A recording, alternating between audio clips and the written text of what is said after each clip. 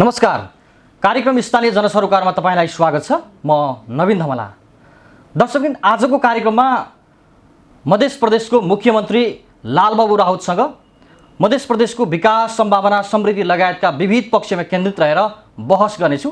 विशेष गरी यस प्रदेशमा उहाँको कार्यकालमा भएका निकै महत्त्वपूर्ण र उपलब्धिमूलक कार्यक्रममा बहस गर्नेछौँ, केन्द्रित रहेर बहस गर्नेछौँ। कार्यक्रममा हजुरलाई स्वागत छ। धन्यवाद छ।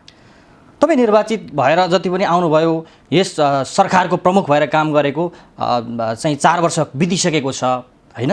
अब यो बीचमा यो सरकारले गरेको निकै महत्त्वपूर्ण काम के लाग्छ यहाँलाई? सबभन्दा महत्त्वपूर्ण कुरो त यो मुलुकमा संहिता आएपछि संहितालाई संस्थागत गर्न, संहितालाई मजबुत गर्न र मुलुक संघीय प्रणालीमा गइसकेपछि संहिताको मूल जुन मर्म छ, मूल त्यसको चाहिँ भाव छ, त्यसअनुसार हामीले अगाडि बढायौँ। यसको लागि हामीले संविधानको अनुसूचीमा रहेका जुन आवश्यक ऐन निर्माणहरू गर्यौँ। त्यस्तै खालको हामी जुन सरकार सञ्चालन गर्नको लागि नियमावली लगायतका जुन आवश्यक पर्ने कानुनहरू निर्माण गर्यौँ। र यसका साथसाथै हामी जब सरकारमा आयौँ त हामीसँग केही थिएन, कानुन पनि थिएन, संरचनाविहीन अवस्थामा थियो। कर्मचारी एकदम थोरै थिए र ती कर्मचारीहरू पनि अब मानव कि प्रदेशमा आएपछि उनलाई अब एउटा पनिसमेन्ट नै गरेको जस्तो फिल भएर त्यो एकदमै थकित मानसिकताबाट यहाँ हामी पायौँ। त्यसका बीच पनि हामी चाहिँ आफूले गर्न खोजेको सुरुदेखि नै हामी सुरुका बजेटमा पनि सुरुमा हामी 1 अरब जति 3 महिनाको लागि बजेट पाएका थियौँ। त्यसमा पनि हामी नीति कार्यक्रम ल्यायौँ, बजेट ल्यायौँ, त्यसलाई कार्यान्वयन गरौँ।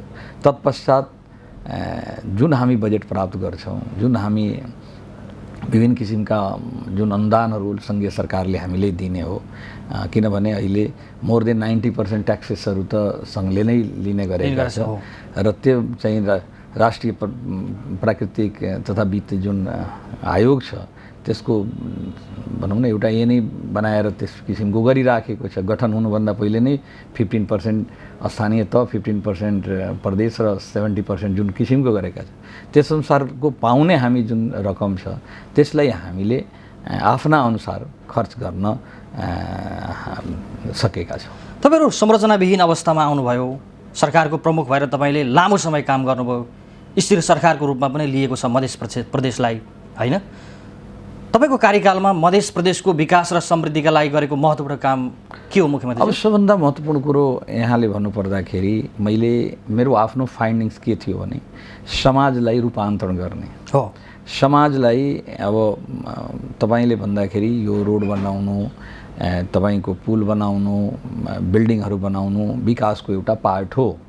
तर महत्त्वपूर्ण पार्ट जुन हाम्रो समाजमा रहेका दमित दबाइएका, पिछडी परेका र पारिएका जुन समुदाय, जस्तो महिला समुदाय जो चाहिँ समाजका आधा हिस्सा छन्, उसँग अन्य प्रदेशको तुलनामा हाम्रो जुन प्रदेश छ मध्य प्रदेश, त्यसको चाहिँ सामाजिक, त्यसको आर्थिक, त्यसको चाहिँ अन्य पक्ष अन्य प्रदेशभन्दा फरक छ।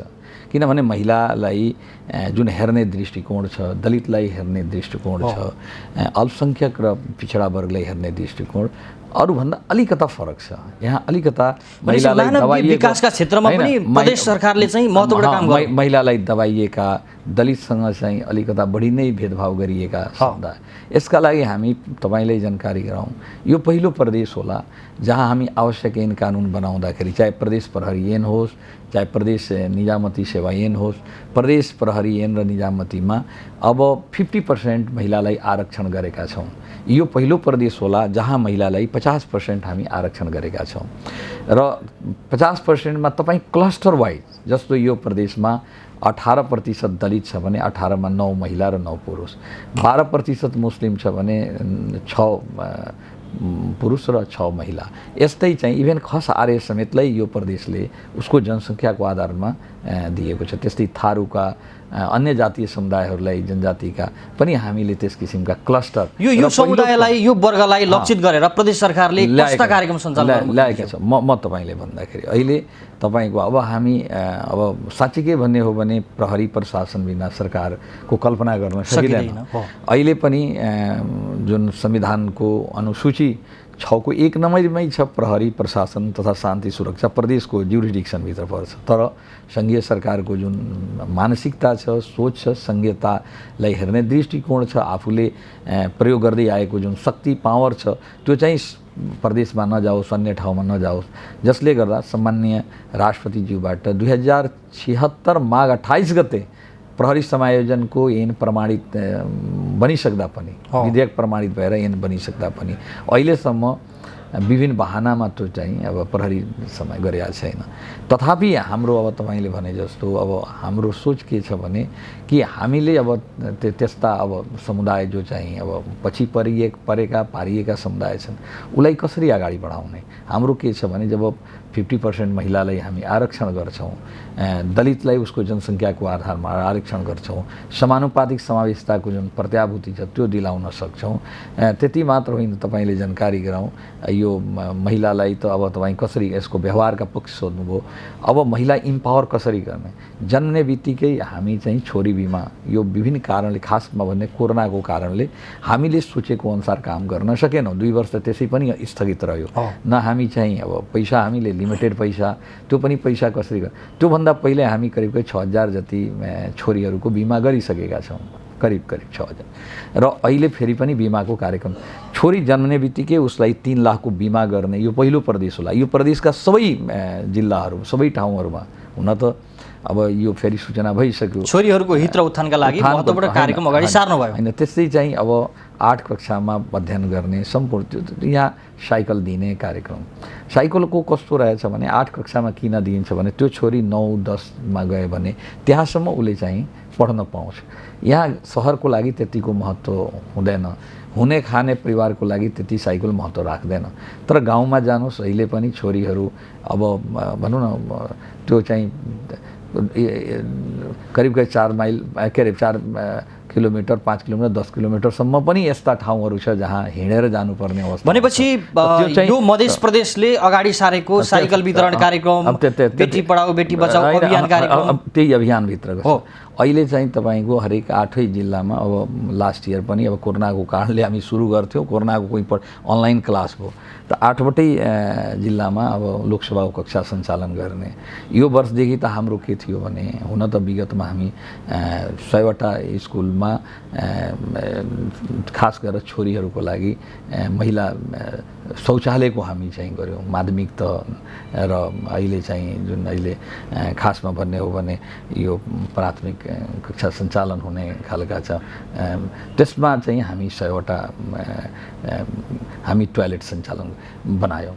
त्यस्ता अब यो वर्षदेखि त मेरो सोच छ कि 8वटा जिल्लामा कमसेकम 8000 जति ल्यापटप 8वटा जिल्लाका, त्यसमा पनि 11-12मा पढ्ने छोरीहरूको दिनु भन्दाखेरि अनि चाहिँ चाहिँ अब 50% हामी आरक्षण गरेका छौँ। लोकसेवा अब हाम्रो गठन भइसक्यो, लोकसेवा गठन भइसकेपछि अब भर्ना प्रक्रियामा हामी गइसकेका छौँ। अब भर्ना हुँदाखेरि अब यो भर्ना हुने भएपछि अब पक्कै पनि अब चाहिँ महिलाहरूको मुख्यमन्त्री तपाईँले अगाडि सारेका कार्यक्रमहरू, तपाईँले सञ्चालन गरेका कार्यक्रम निकै प्रभावकारी छन् हैन। यो प्रदेश नभइकन मुलुकभरका लागि महत्त्वपूर्ण विषय पनि बनेको छ। तर यस्तो साइकल वितरण, बेटी पढाओ बेटी बचाओ अभियान कार्यक्रमहरू निकै महत्त्वपूर्ण छन्। यी कार्यक्रमहरू प्रभावकारी देखिएन भने गुनासो आउँछन्। होइन, के रहेछ भने एउटा कुरा के छ भने अब व्यापक रूपमा आलोचना पनि भइरहेछ। आलोचना हुनु के छ भने अब तपाईँले काम गर्ने, अब हामीले ल्याएको पोलिसी नै हो, हामीले काम गर्ने मेकानिजम भित्र ब्युरोक्रेट्सहरू नै हुन्छ। मैले ल्याएको नीति गरेको बजेट व्यवस्थापन गरिदिने त्यस किसिमको गर्ने हो। कार्यान्वयन गर्ने निकाय हाम्रो सहीमा भन्ने हो भने अहिले पनि फितलो नै छ। हामी सोचेको अनुसार पोलिसी, अहिले पनि मुख्यमन्त्री किसान उत्थान योजना अहिले पनि मेरो अब 3 वर्षदेखि त्यो पेन्डिङमै छ। कृषि मन्त्रालय अन्तर्गत मुख्यमन्त्री किसान उत्थान योजना अन्तर्गत 1 कट्ठादेखि लिएर 10 कट्ठा मेरो सोच छ अहिले चाहिँ बल्ल बल्ल के तयार गरेका छन् सम्म 10,000 उसको direct cash transfer into a small farmer जो 1 कट्ठादेखि 10 कट्ठाका सबै किसानहरूलाई दिने कार्य त्यो पैसा भएर पनि त्यो कार्यक्रमलाई हामी काम गर्न नसकिने अवस्था देखियो। यसको कारण के छ भने अब कार्यक्रम प्रभावकारी देखियो देखेन तपाईले हेर्दाखेरि के देखिन्छ? कम्प्यारेटिभली देखियो पनि एउटा कुरा के छ भने अब पुगेकै छ अलिकता हामीले सोचेको अनुसार अब केही कुराहरू हामीले जुन किसिमको क्वालिटी मेन्टेन गर्न खोजेका छौँ त्यो किसिमका जुन एउटा हुनुपर्ने हो पक्कै पनि परिकल्पना गरे अनुसार काम गर्न सकिएन। होइन काम गर्ने त प्रयास गरेका छौँ किनभने अहिले अब भनौँ न अब सङ्घीय सरकार जो करिब योभन्दा पहिले त 2/3 सरकार थियो त्योभन्दा पहिलेका सङ्घीय सरकारका कुरा गरौँ त्योभन्दा त हामी धेरै अगाडि छौँ। तपाईँहरूले सारेका कार्यक्रमहरू निकै महत्त्वपूर्ण छन् होइन? तपाईँले आफैले यसो महसुस गर्दा सो मूल्याङ्कन गर्दाखेरि निकै राम्रा कार्यक्रम सञ्चालन गर्नुभयो। यी कार्यक्रम कतिको प्रभावकारी छन् जस्तो लाग्छ? मैले किन सोधेँ भने प्रदेश सरकारको तपाईँको जुन प्रदेश प्रमुख भएर काम गर्नुभयो तपाईँको कार्यकाल अलिकति छोटो हुँदैछ, निकै महत्त्वपूर्ण कामहरू अगाडि सार्नुभयो। यी कामले पूर्णता पाउँछन् या पाउँदैनन् भन्ने विषय पनि जोडिएको छ। एउटा कुरा के छ भने सुरुका पिरियड हाम्रो लागि ऐतिहासिक पनि थियो, हाम्रो लागि अवसर र चुनौती दुवै थियो। अवसर यो मानेमा कि मैले चाहिँ बनाएका जुन ऐनहरू छन् जस्तो तपाईँले भन्नुभयो के गर्नुभयो भन्दाखेरि 50% महिलालाई त आरक्षण गरे नि। म पछि आउने जुनसुकै मुख्यमन्त्री होस् या सरकार होस् त्यो महिलाको लागि मैले रिजर्भ गरेको त्यो महिलाको तपाईँले काट्न सक्छ? गर्न सक्दैन। मैले चाहिँ दलित इम्पावरमेन्ट एक्ट दलित सशक्तिकरण ऐन बनायो। दलितको जनसङ्ख्याको आधारमा उसको हरेक सरकारका विभिन्न तहका निकायमा उसको प्रतिनिधित्व गराउनेदेखि लिएर उसको चाहिँ दलितका छोराछोरीहरूलाई उच्च शिक्षाको लागि उनको आर्थिक सहयोग गर्नेदेखि लिएर उसको स्वास्थ्य बिमादेखि लिएर सारा त्यसमा चाहिँ प्रावधानहरू राखिएको छ। त्यति मात्र होइन दलित माथि हुने जुनसुकै दमन यसरी बुझौँ तपाईको कार्यकालमा निकै महत्त्वपूर्ण कार्यक्रमहरू सुरुवात गर्नुभएको छ। मुख्यमन्त्रीको अध्यक्षतामा हामीले एउटा जुन दलितमाथि यदि कुनै किसिमको तेस्रो यी प्रदेशभित्र यदि कुनै भेदभाव या उसको चाहिँ छुवाछुतको कारणले नै उसले ऊमाथि चाहिँ दमन शोषण या उसलाई दबाइन्छ या पेलिन्छ भने त्यसबाट ऊ गर्नको लागि के भन्छन् इमिडिएट दोषीलाई कारवाही गर्नको लागि मुख्यमन्त्रीको अध्यक्षतामा प्रदेशका गृहमन्त्री प्रहरी प्रमुख यहाँ प्रदेश सभाका दलित मान्य प्रदेश सभा सदस्यहरू सबैको टिम छ त्यहाँ। अब भन्ने कार्यक्रमहरू निरन्तरता पायो भने हैन प्रभावकारी कार्यक्रम बन्छ। अहिले पनि हामी दलित विकास समिति गठन गरिसकेका छौँ, उनीहरू काम गरिराखेका छन्। त्यही मैले भने मेकानिजम जुन छ हामी त तयार गर्यौँ। अब आउने व्यक्ति मैले तपाईँ सोध्नुभयो अब आउने सरकार जस्तो दलित इम्पावरमेन्ट दलितको लागि काम गर्नु पर्यो भने उसलाई त अब त्यस्ता खालका ऐनहरू त बनाउनु पर्दैन। प्रहरी भर्ना नै गर्ने अहिले हामीले चाहिँ अस्ति मात्र तपाईँले कुरा गर्दाखेरि हामी चाहिँ अब सङ्घमा अहिले निकालेका जुन प्रहरीका भर्नाहरू चाहिँ इन्सपेक्टरदेखि लिएर विभिन्न तहमा निकालेका भर्नाहरू छन् हामी रोगको लागि सर्वोच्चमा दिएका थियौँ। त्यहाँ त 50,000 मान्छेहरू त्यहाँ चाहिँ अब भरेका छन् केटाहरू। कतिजनाको त एज नै अब समाप्त हुन्छ। त्यो विभिन्न एउटा ह्युमन ग्राउन्डमा त्यसमा पनि हामी कन्सिडर गर्नु र सम्मानित अब सर्वोच्च अदालतबाट 3 महिनाभित्र त्यो चाहिँ टुङ्ग्याएर समायोजन गर्ने भनिएको छ। भनेपछि हामीले संहिता त्यो ऐनहरू मेरो त सोच कस्तो छ भने तपाईँले भन्दाखेरि कि आउने 12-15 वर्षपछि तपाईँ हेर्नुहोला यो प्रदेशमा कि हरेक प्रहरी कार्यालयमा जिल्ला प्रहरी कार्यालयमा त्यहाँ एसपी डिएसपी तपाईँ महिला भेट्नुहुन्छ।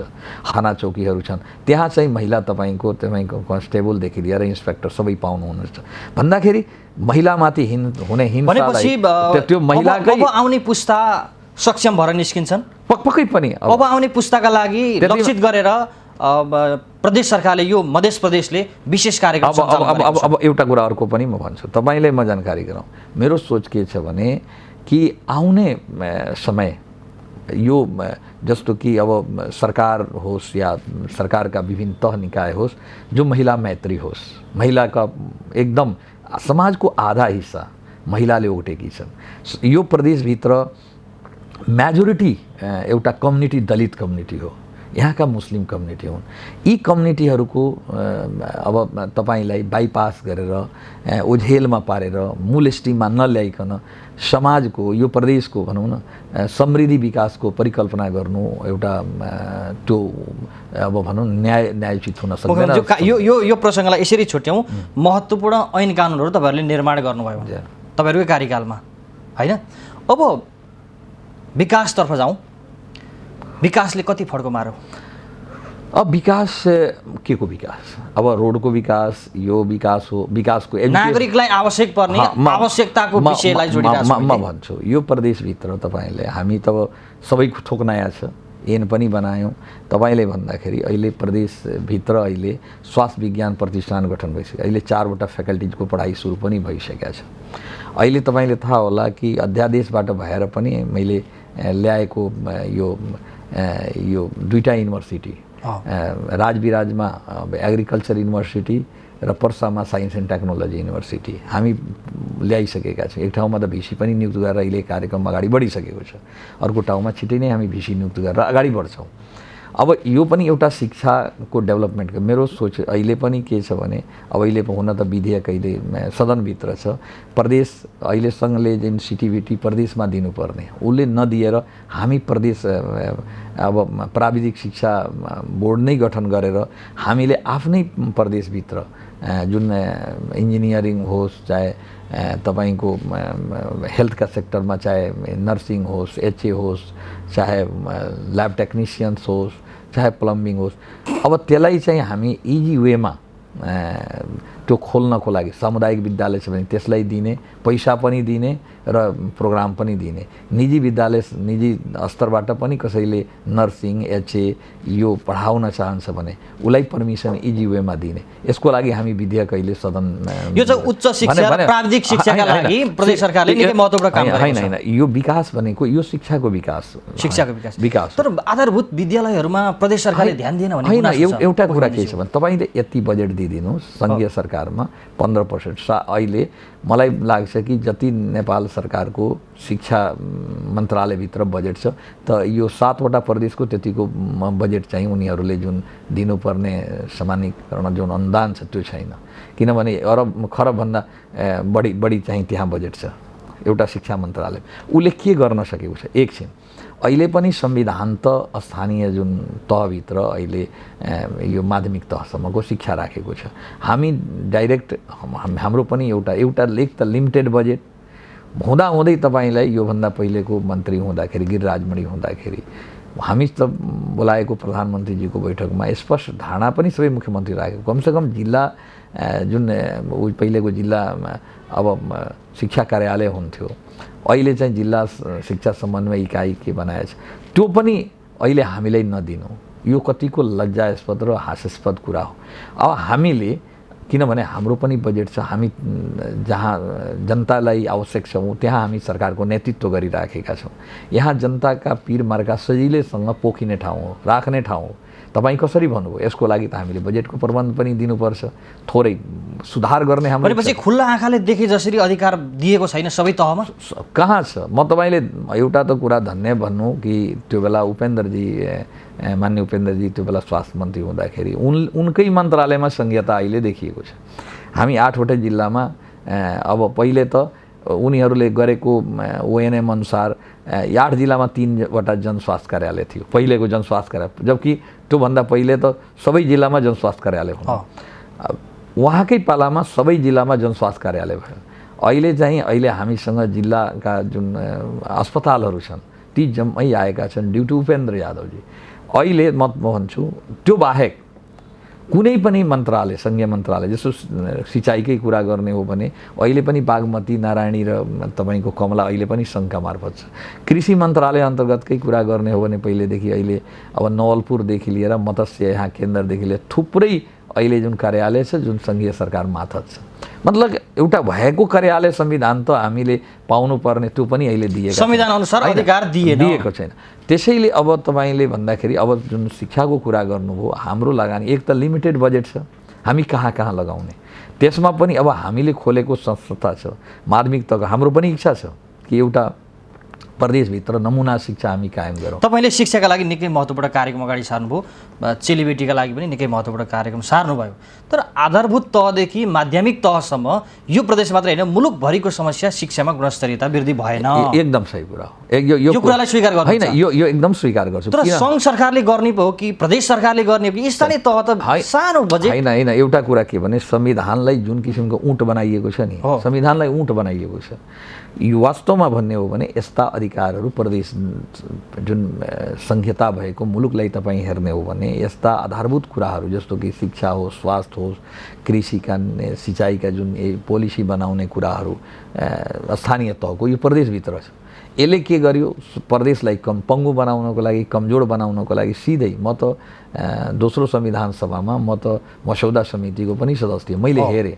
भन्दाखेरि जो कांग्रेस जस्ताका जो चाहिँ अगुवा थिए, नेकपा एमालेका जुन अगुवा थिए, यी अगुवाहरू त घोर संहिता विरोधी थिए। अधिकार भनेको प्रदेशमै जानुपर्छ, के अरे तलै जानुपर्ने बहानाले उनीहरूले त हाम्रो अधिकार त पुरै चाहिँ कटौती गरे। हामीले गर्नुपर्ने नियन्त्रणका कुराहरू हुन्, हामीले जुन त्यसलाई चाहिँ लगानीका कुराहरू छन्, त्यो चाहिँ त्यस किसिमका हामीलाई संविधानमा प्रावधान राखेन। हुँदाहुँदै तीन तहको सरकारको नाममा मैले चाहिँ स्थानीय तह मजबुत हुनु हुँदैन भन्ने पक्षमा होइन। भनेपछि अझै पनि स्पष्ट खाका देखिएको छैन। होइन, यो यसको लागि पनि संविधान ठिक छ, संविधानमा केही होला, धेरै कुराहरू अस्पष्ट हुन्छ।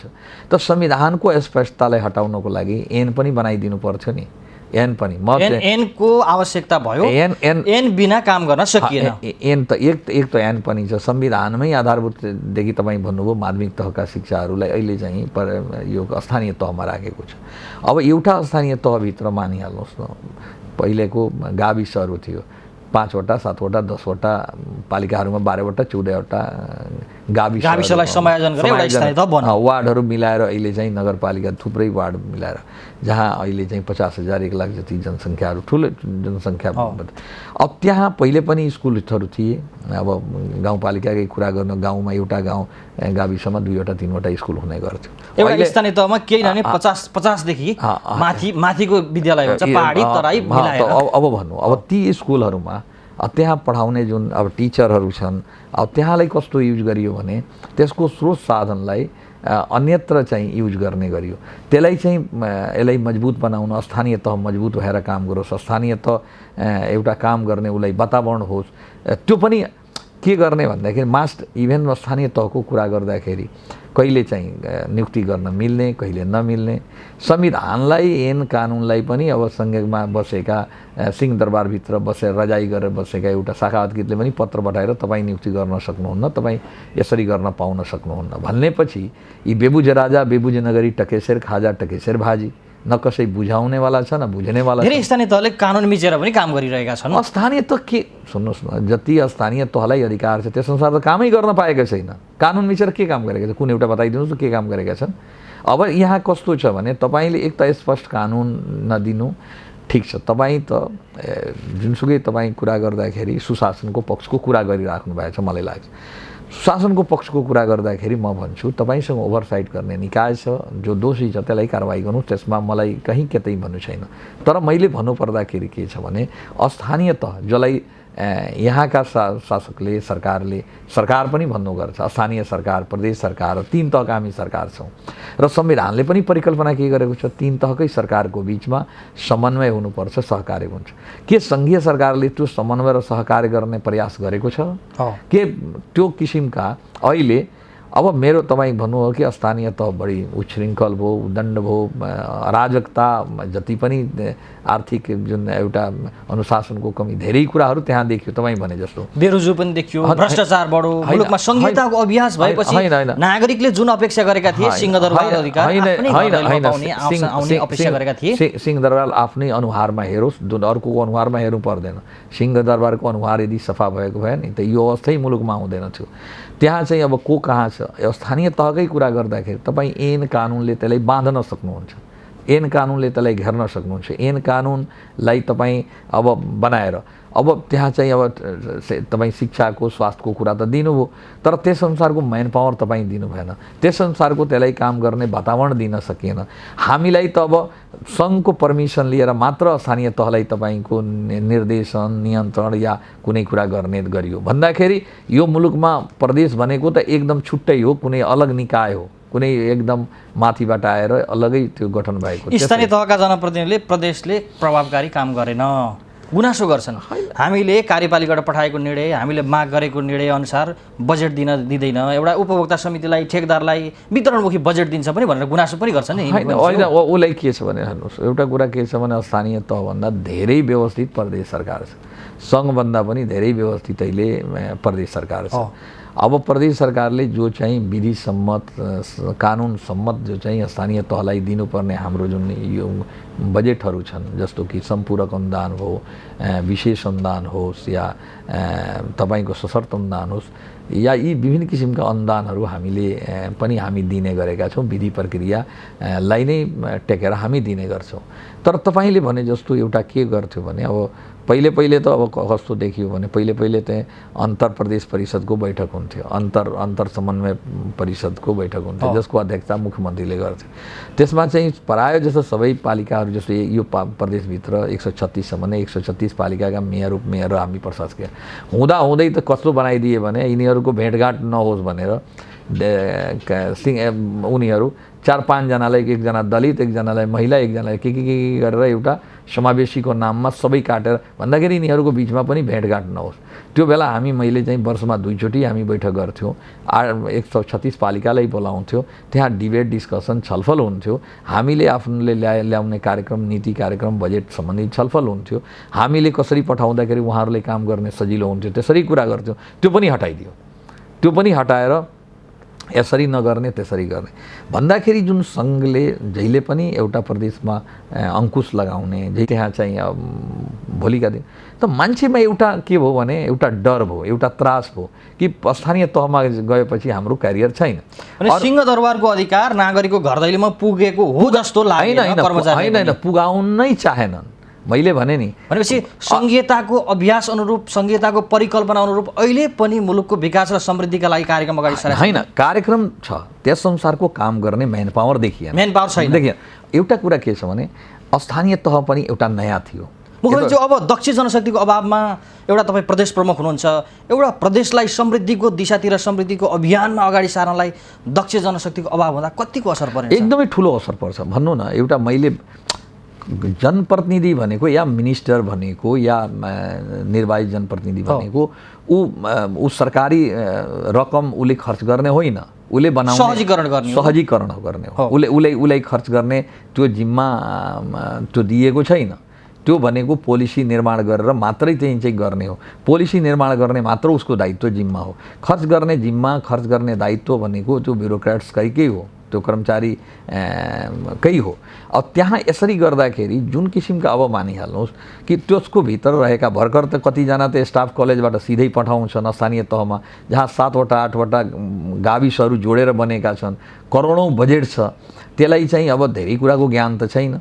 प्रदेशमा पनि कस्तो गरियो भने एकदम जो चाहिँ अलिकता त्यो बेला एकदमै पहुँच नभएका अलिकता काममा पहिले चाहिँ अब विभिन्न किसिमका बदनामी भोगेका त्यस्ता कर्मचारीहरूलाई पठाइयो भन्दाखेरि काम कसरी हुन्छ? ब्युरोक्रेट्स अब के गर्नुपर्छ? पहिले पूर्ति गरिदिनु पर्छ स्थानीय तह, त्यसपछि प्रदेश, र आवश्यकता अनुसार सङ्घीय सरकारले त्यहाँ लोकसेवाबाट कर्मचारी भर्ना गर्नुपर्थ्यो।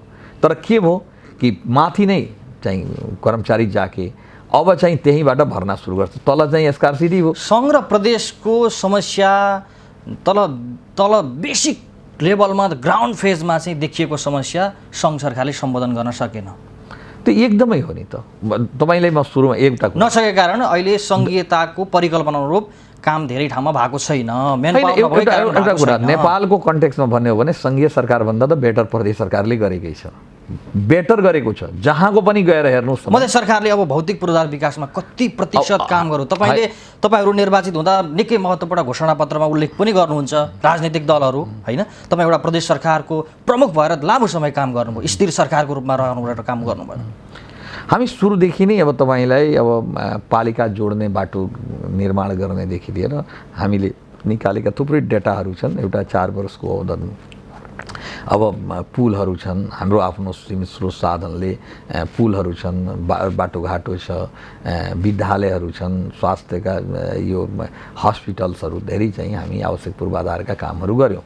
पछिल्लो चरणमा त तपाईँले भन्दाखेरि यो लास्ट इयर ल्याएको प्रोग्राम हो कि हरेक कन्स्टिट्युन्सीमा 5 किलोमिटर कालोपत्रे रोडको पनि हामी अहिले टेन्डर भएर लास्ट इयर पनि हामी सुरु गरेका थियौँ। तर यसपालि टेन्डर गरेर नै ती कार्यक्रम पुरा गर्ने यसपालि सुरु गरिसकेका छौँ। भनेपछि हाम्रो सोच के रहेछ भने कि यो प्रदेशभित्र हरेक ठाउँ एक तक जोड्नको लागि यदि आवश्यक पर्छ भने पुल त्यहाँ हामी निर्माण गरेकै छौँ, निर्माण भइराखेको छ। 32वटा पुल यतिकै पिरियडमा हाम्रो बनिसकेको छ। निर्माण अहिले चाहिँ त्योभन्दा धेरै चाहिँ अहिले निर्माणको क्रममा छ। त्यस्तै चाहिँ थुप्रै हामी अब अहिले चाहिँ अब पालिका जोड्ने, एक पालिकाबाट अर्को पालिका जोड्ने थुप्रै सडक सञ्जालको विस्तार अहिले चाहिँ सङ्घीय सरकारले गर्दै आएको काम के थियो भने प्रदेश सरकारले विभिन्न टार्गेट उहरू राखेर पैसा विनियोजित गरिदिन्छ, उनीहरू पैसा पनि थोरै हुन्। सङ्घीय सरकारले अब ठुलो हाइवेहरू निर्माण गर्ने, ठुला जुन एउटा सब हाइवेहरू निर्माण गर्ने मात्रै हो। हुन त संविधानको मूल स्पिरिट यही हो कि ठुला योजनाहरू प्रदेशले के अरे सङ्घले गर्ने, मझौला खालका योजनाहरू प्रदेशले गर्ने र साना योजनाहरू चाहिँ पालिका लेभलमा गर्ने। भनेपछि त्यस अनुसारको हामी काम गरिराखेको देखिएको विषय होइन। देखिएको विषय भन्दा पनि उहाँहरू के देख्यो भने मझौला र ठुलो आफैसँग गर्ने भनेर थियो। तर पछिल्लो चरणमा के गरिएको थियो भने हामी आफ्नो तर्फबाट हामीले जुन गर्नुपर्ने कामहरू छन् त्यो हामी गरिराखेका छौँ। हामीले चाहिँ त्यस अनुसारका आफ्ना योजना बढाएका छौँ। जस्तो यहाँले पूर्वाधारकै कुरा गर्ने, सङ्घीयताको अभ्यास भएपछि विकासको पूर्वाधारले ठुलो फड्को मारेको पनि छ। अब एउटा प्रदेशलाई, एउटा पालिकालाई, एउटा मुलुकलाई समृद्धिको अभियानमा अगाडि बढाउनलाई, प्रदेश समृद्ध बन्नको लागि प्रदेश सरकारले कस्ता गौरवका होइन दुई तीनवटा कुराहरू छन्। सबभन्दा पहिले हुन त यसको लागि तपाईँको आफ्नो स्रोत साधन चाहिन्छ, बलियो हुनुपर्छ। त्यो महत्त्वपूर्ण कुरा हो।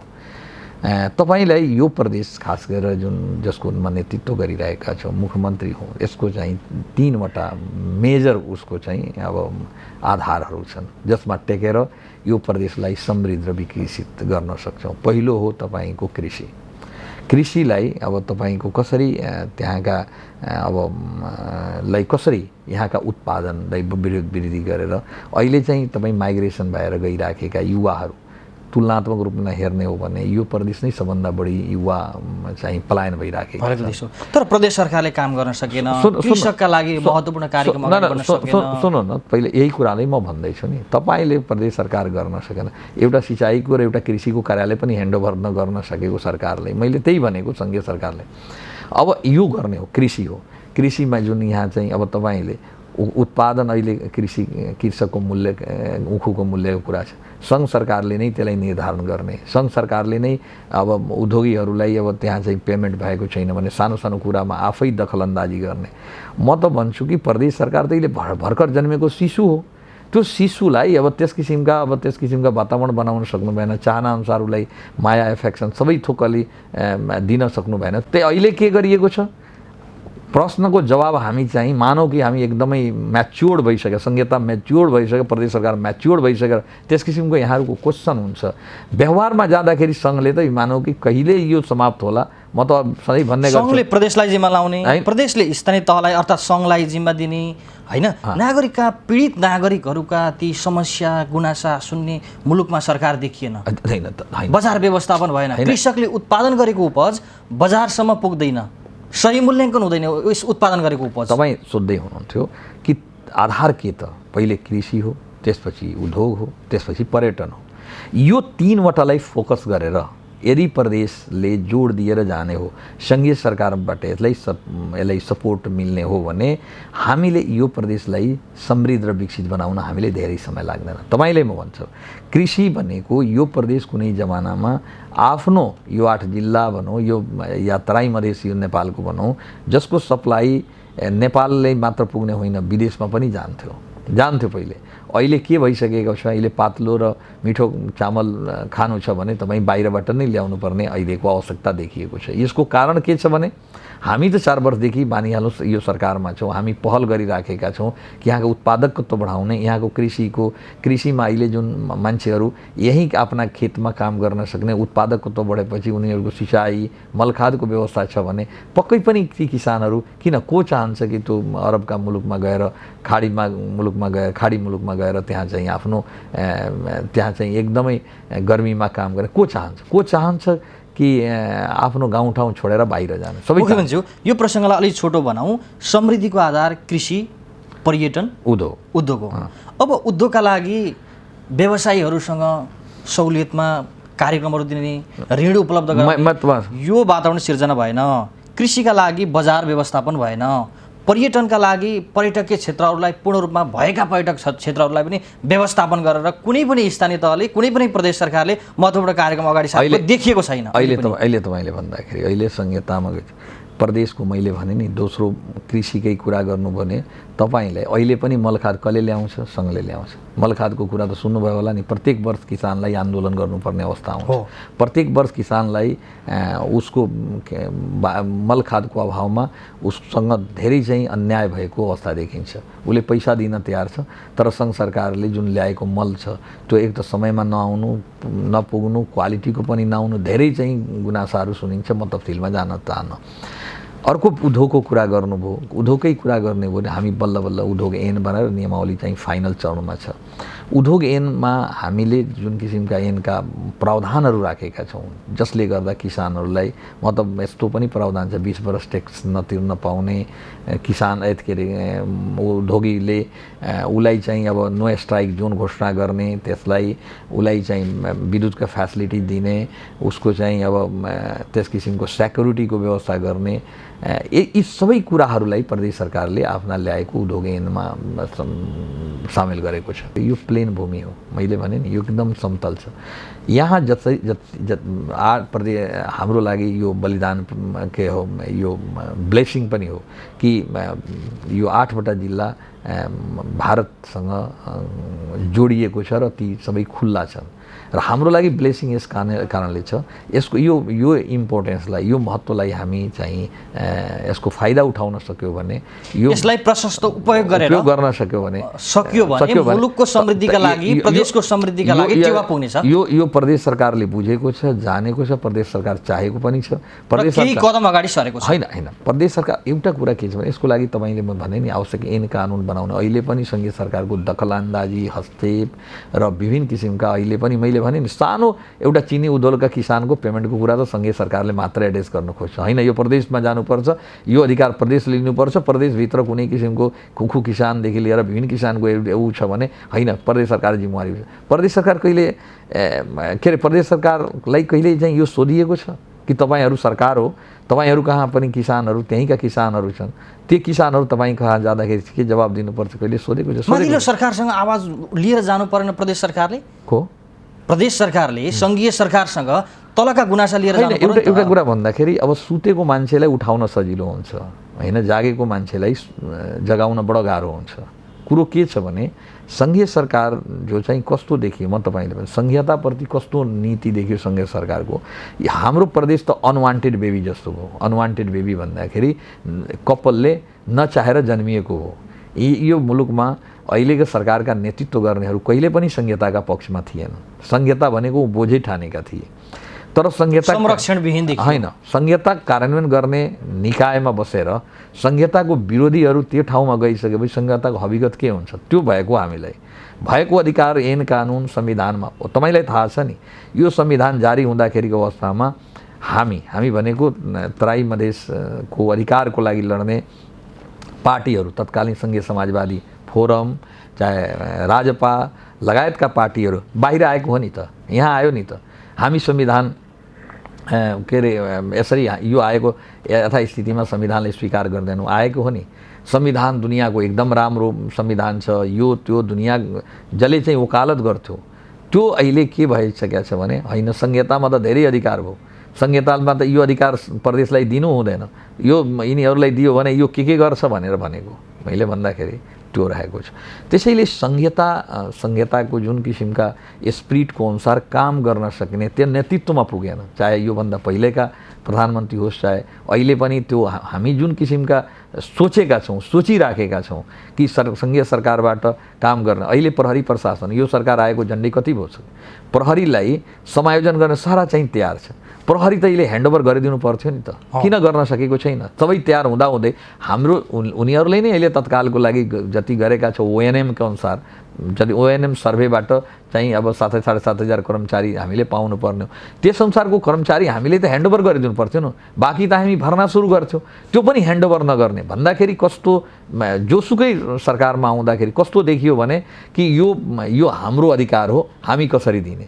मुलुक एकातिर संहितामा छ, मैले अनवान्टेड बेबी भने नि यो संहिता, चाहेर पनि अब जसले चाहिँ रक्षा गर्नुपर्ने, जसले चाहिँ बेबीलाई बचाउनु पर्ने, उसले नै बेबीलाई हत्या गर्न लागेका छ भन्दाखेरि मुख्यमन्त्री यसरी बुझौँ, केन्द्रीय सरकारले अर्थात् सङ्घीय सरकारले आफूभन्दा तल रहेका सरकारसँग समन्वय गर्ने, बेला बेलामा तलका गुनासाहरूलाई सम्बोधन गर्ने, यस्ता कुराहरू त उहाँहरूको उमा मस्तिष्कमै जाँदैन। खालि मात्र के यो गर्यो भने मुलुक समृद्धिको दिशामा अगाडि बढ्न सक्छ, नभए सम्भावना कम छ। यसैले कारण हो अहिले आधी दर्जनभन्दा बढी चाहिँ हामी चाहिँ मुद्दा सम्मानित सर्वोच्च अदालतमा दिएका छौँ, संवैधानिक बेन्चमा दिएका छौँ। तपाईँले भन्दाखेरि भएको संविधानको सागरनाथ जुन वन क्षेत्र छ त्यो पनि अहिले चाहिँ एउटा त्यो बेलाका तत्कालीन वन मन्त्रीले त एउटा ऐनै बनाएर त्यो चाहिँ झन्डै पुरै ऊ जङ्गल फडानी गर्ने एउटा निगम नै खडा गरेर खोजेका थिए।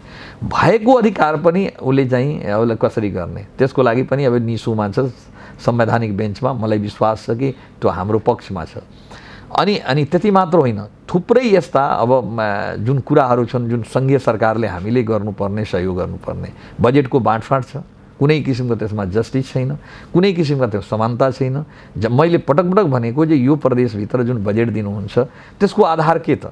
आधार भनेको जनसङ्ख्या सबभन्दा ठुलो जनसङ्ख्या बसोबास भएको प्रदेश हो। त्यति मात्र होइन, एचडिआईको कुरा गर्ने हो भने, ह्युमन डेभलपमेन्ट इन्डेक्सको कुरा गर्ने हो भने सबभन्दा बढी अब तपाईँको गरिबी छ, बेरोजगारी छ, शिक्षाको अवस्था बदहाली छ, स्वास्थ्यको अवस्था बदहाली छ भनेपछि सङ्घीय सरकारले बजेट विनियोजन गर्दा यसलाई शिक्षा, स्वास्थ्य, गरिबी, बेरोजगारीको महत्त्वपूर्ण आधार बनाएर प्रदेश दुईलाई तपाईँले रकम दिनु पर्थ्यो। तर भयो कि सम्बोधन गर्न सकेन, सम्बोधन गर्न चाहँदै, अन्तिममा सम्बोधन गर्न त चाहँदैन। अर्को कुरा महत्त्वपूर्ण कुरा गर्नुभयो यो प्रदेशको उपलब्धिको सन्दर्भमा। तपाईँले भन्दाखेरि प्रदेशले यो पहिलो प्रदेश हो जहाँ 7वटा प्रदेशमा पहिचानको आधारमा आफ्नो नामाकरण गर्न सकेको छ। पहिचानमा आधारित अगर यसैको नामले तपाईँ मधेस आन्दोलन, मधेस जनविद्रोह, मधेसी शहीद, मधेसका इस्युज भन्दाखेरि 50औं वर्षदेखि तराई कङ्ग्रेसदेखि एक जबरजस्त रूपले उठ्दै आएको मुद्दा यो मध्य प्रदेश बनिसकेपछि मधेसी जनताको इच्छा के भन्छ उनीहरूको जुन मनोबल उठेको छ, जुन मुद्दालाई लिएर गरेका छ हो मधेसका चाहना, मधेसका त्यस किसिमका जुन उपलब्धि, त्यसअनुसार हामीले अहिले पनि प्रयास गर्दैछौँ काम गर्नको लागि। त्यो एउटा ठुलो उपलब्धिको रूपमा रहेको छ। अब तपाईले जति पनि आफ्नो कार्यकालमा महत्त्वपूर्ण काम गर्नुभएको छ, तपाईलाई धेरै धेरै धन्यवाद। अनि तपाईप्रति नागरिकले आशा अपेक्षा गरेका, जुन मध्य प्रदेशका नागरिकले तपाईप्रति गरेको आशा अपेक्षा र तपाईले यो मध्य प्रदेशलाई समृद्धिको अभियानमा अगाडि सार्ने जुन अभियान अगाडि सर्नु भएको छ, जुन परिकल्पना लिनु भएको छ, यसले सार्थकता पाओस्। मुख्यमन्त्रीज्यू, तपाईलाई कार्यक्रममा समय दिनुभयो, त्यसको लागि धेरै धेरै शुभकामना। धन्यवाद यहाँले। हस्, थ्याङ्क यू। दर्शकवृन्द, आजको कार्यक्रममा मध्य प्रदेशका मुख्यमन्त्री लालबाबु राउतसँग मध्य प्रदेशको विकास, सम्भावना, समृद्धि लगायतका विविध पक्षमा केन्द्रित रहेर बहस गरे। यो सँगै आजको कार्यक्रमबाट म लगायत हाम्रो सम्पूर्ण युनिटलाई बिदा दिनुहोस्। नमस्कार।